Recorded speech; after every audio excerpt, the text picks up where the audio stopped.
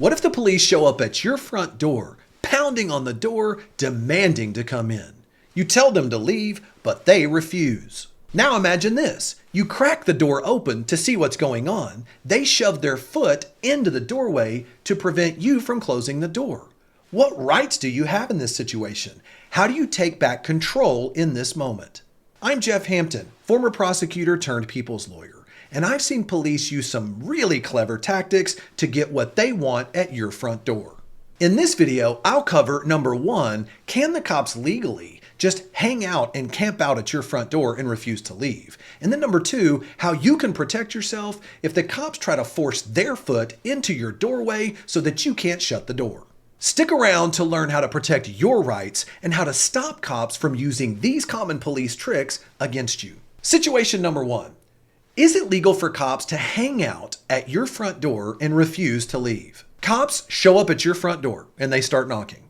Now, when I say knocking, I mean they're banging on the door and they're refusing to leave. That's exactly what happened in the case of U.S. versus Velasco Durazo. Cops had received an anonymous tip that Mr. Velasco's house had been used as a stash house for potential drugs. So the police showed up out there and they started looking around and they began to interview different neighbors, and the only thing they really learned is that it's usually pretty quiet there and they very rarely see anybody at the house. Police then decided to perform a knock and talk, one of the most common techniques used by law enforcement. And essentially a knock and talk is when the officers come to your front door, knock on the door, hope that you're willing to answer the door so that they can gather enough information either from what you say or your behavior to justify either a search, a detention, or an arrest. Now, while the primary officers were banging on the front door at the house, the other officers went around to the back of the house and they claimed that they smelled detergent and other cleaning chemicals. It's important to understand the officers at the front door were banging on that door very hard for more than 2.5 minutes, making it crystal clear to the occupants inside they had no intention of leaving. Eventually, Mr. Velasco opened the door, but he still had a metal screen door between him and the police, so he talked to them for a while through that screen door. But the officer continued to be persuasive and tried to convince him to either let him inside the house or to come outside and talk with him. This is where Mr. Velasco made a huge mistake. He decided to step outside. He didn't want the officers inside, but he stepped outside to have a conversation with the cops. That's when he realized he had made a huge mistake, and so he tried to turn around and open the screen door and walk back inside. But any guesses what the cops did when he turned around to walk back inside? They just followed right with him, claiming they had implied consent to walk in and do a protective sweep. In other words, the cops just followed him right in, gained access to the house, and started snooping around looking for anything they could find. Of course, as they rummaged through his things, they found a firearm and some marijuana. Police then used this as a basis to hold Velasco until they had a complete search warrant that allowed them to search the entire house, which then they arrested Mr. Velasco for contraband.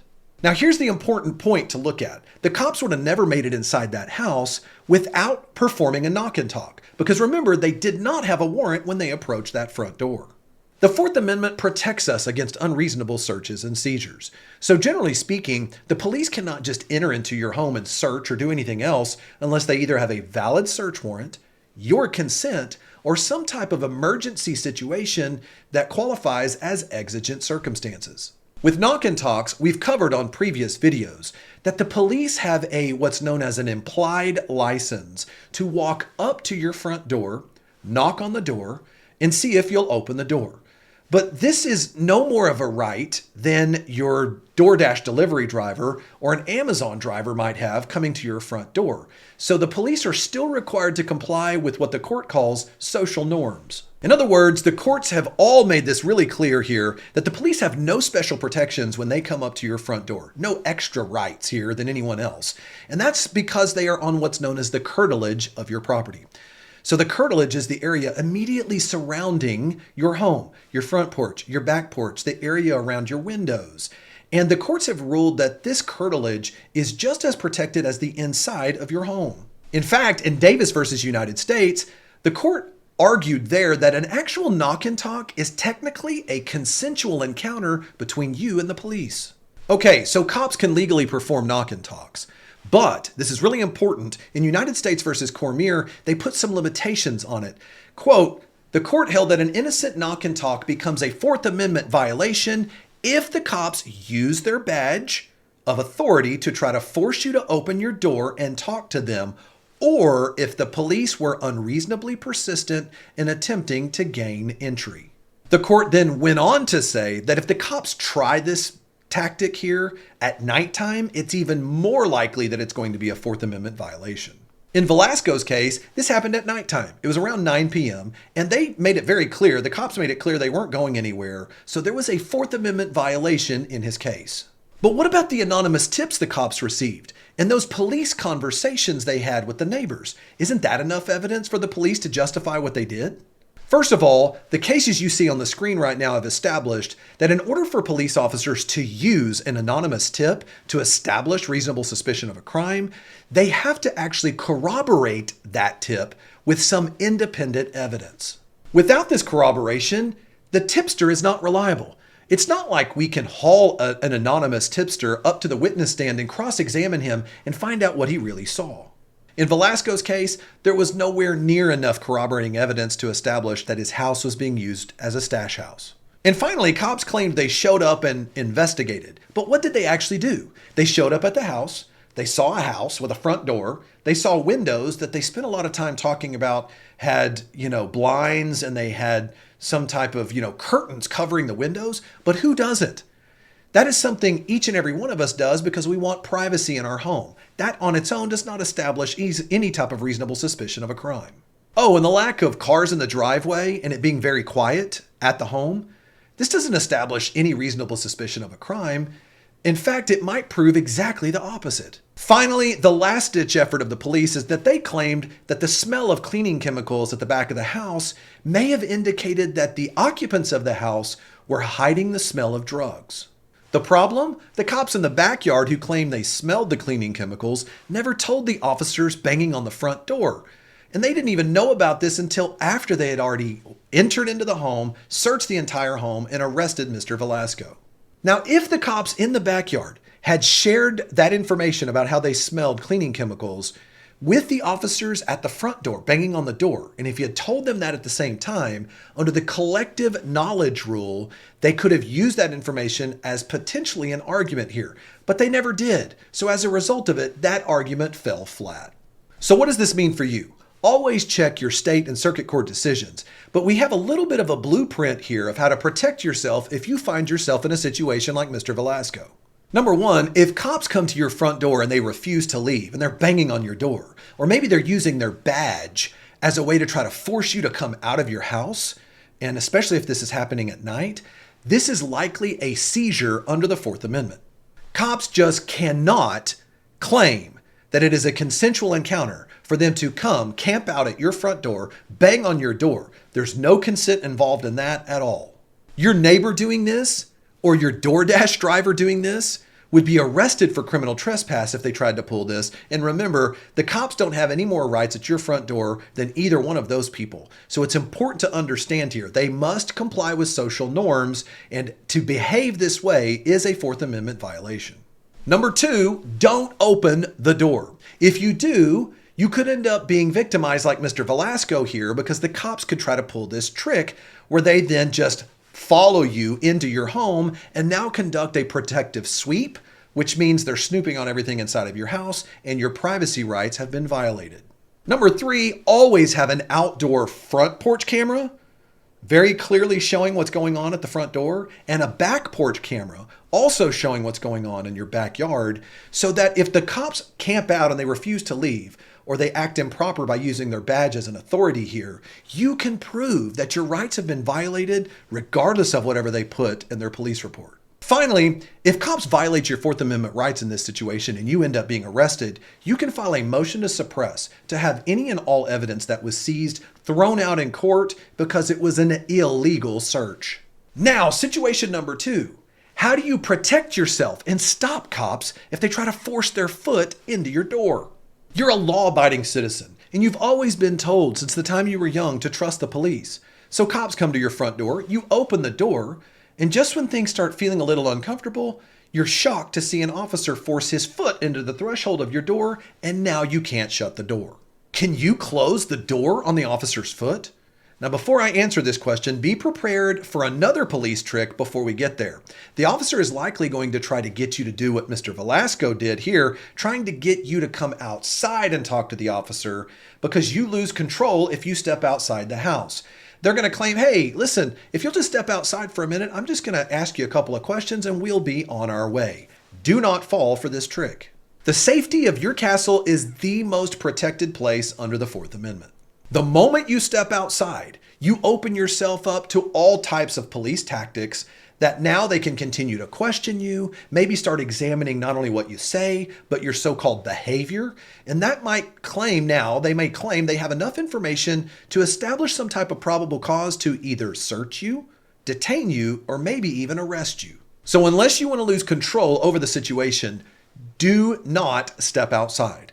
And if you really just persist on opening the front door for the police, then make sure if you've got a screen door like Mr. Velasco did, make sure you keep that barrier between you and the police so that way you have this firewall of protection so that they can't force their way into your home. But what if you realized you made a mistake? And in the process of going to close that door, the officer's foot is right there, and now you're faced with a very serious situation. Legally, you could argue that you are allowed to shut the door on this police officer's foot, because he is now entering into your home without a warrant, without your consent, and arguably he is trespassing. The problem? This is a very common trick used by the police because they know exactly how this works. You are now in a very difficult situation. Do you stand up for your rights and force the door closed, even if it were to hit that officer's foot? Or do you face the practical reality that most officers will use your attempt at shutting that door as a basis to claim their foot was now injured or hurt, and now they will use that to justify a takedown and possible arrest for assault and battery of a public servant, a felony crime? In Commonwealth versus Barnes, a state-level case, that's what happened to Mr. Barnes. Mr. Barnes was actually trying to get away from officers illegally arresting him. It was clearly an illegal arrest. And in the process of doing so, he fled back into his home. The officers came right behind him. He shut the door and hit the foot of that officer and then resisted arrest. Interestingly enough, the court ruled that Mr. Barnes was allowed to use reasonable force to resist an unlawful arrest. Interestingly, the court said specifically that Mr. Barnes closing the door on the officer's foot was reasonable force.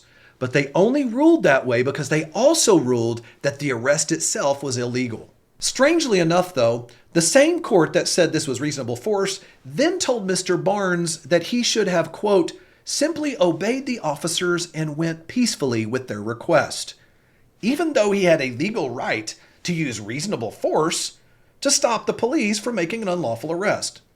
Interesting. But before you decide to shut the door on an officer's foot in the future, watch out for Carter versus Commonwealth.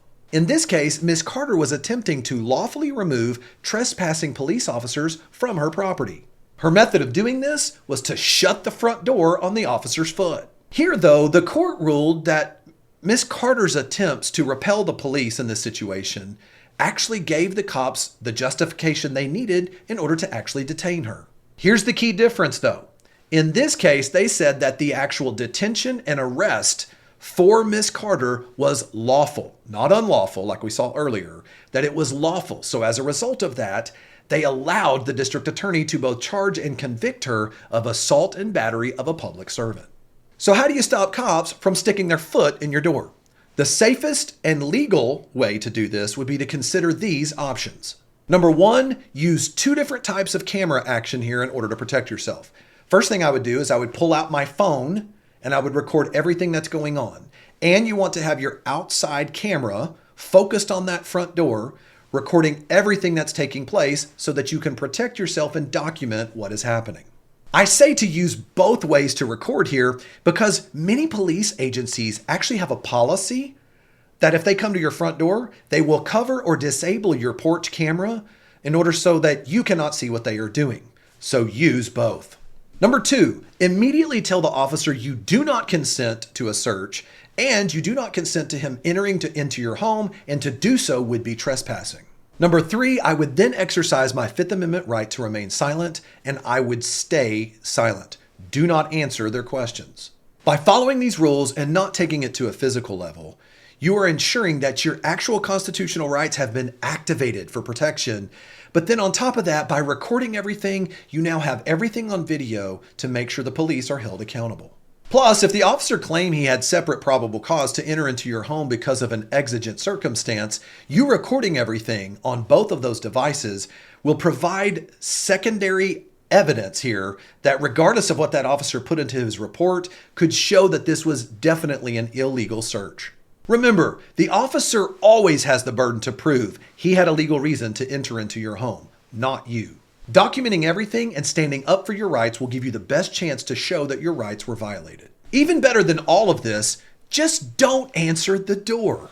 You literally could ignore the fact that the officer is at your front door, and now you avoid having to deal with these police tricks and the possibility they may try to use this to violate your rights. If you have a home security camera trained on your front door, you can see that it's a police officer, and you can just kick back in your easy chair and ignore the whole situation. Now the police don't even know if you're home or not, so you're not putting yourself in a situation where a police trick could jeopardize your future. Remember, as a general rule, if the police are at your front door and you didn't call them or you don't have any business with them, you are legally required to ignore that they are there. But wait a minute, what if the cops claim to have a warrant? Now, in that situation, if the cops come to your door demanding you open because they have a warrant, there's a good chance they're going to be able to justify coming in whether you like it or not. In fact, most police officers will claim that they had reason to believe that the suspect was in the home, and they'll use that as a justification to force their way into your house. If cops claim they have a search warrant, ask to see it. They can either slide it under the door or you can ask for a copy to review. Tell them you do not consent to any search that is not expressly provided for within that search warrant affidavit. Then you step aside, you exercise your Fifth Amendment right to remain silent, and if you have to open your mouth for anything else, it's to call your lawyer to make sure you can exercise your Sixth Amendment right to counsel. Now, what if cops come to your front door, but this time they cover or they disable your security cameras? Is that even legal? Check out this next video where I break down how to stop cops and protect your rights if they come to cover your cameras. See you over there.